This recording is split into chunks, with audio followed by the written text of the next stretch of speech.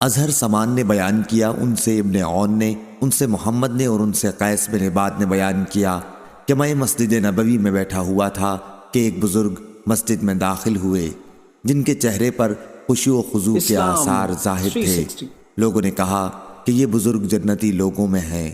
پھر انہوں نے 2 رکعت نماز مختصر طریقے پر پڑھی اور باہر نکل گئے۔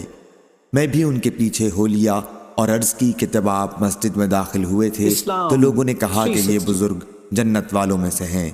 اس پر انہوں نے کہا، خدا کی قسم، کسی کے لیے ایسی بات زبان سے نکالنا مناسب نہیں ہے جسے وہ نہ جانتا ہو، اور میں تمہیں بتاؤں گا کہ ایسا کیوں ہے۔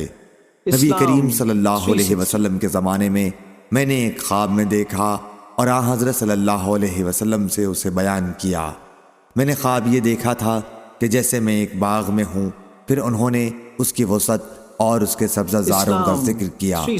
اس باغ کے درمیان میں ایک لوہے کا کھمبا ہے جس کا نچلا حصہ زمین میں ہے اور اوپر کا آسمان پر، اور اس کی چوٹی پر ایک گھنا درخت ہے العروہ۔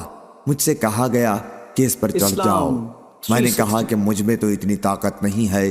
اتنے میں ایک خادم آیا اور پیچھے سے میرے کپڑے اس نے اٹھائے تو میں چڑھ گیا، اور جب میں اس کی چوٹی پر پہنچ گیا تو میں نے اس گھنے درخت کو پکڑ لیا۔ مجھ سے کہا گیا کہ اس درخت کو پوری مضبوطی کے ساتھ پکڑ لے۔ ابھی میں اسے اپنے ہاتھ سے پکڑے ہوئے تھا کہ میری نیند کھل گئی۔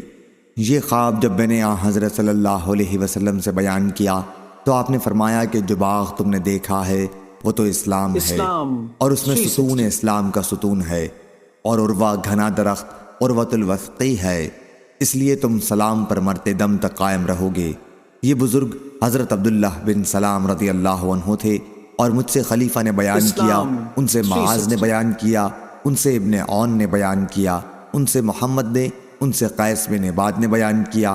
عبداللہ بن سلام رضی اللہ عنہ سے انہوں نے منصف خادم کے بجائے وصیف کا لفظ ذکر کیا۔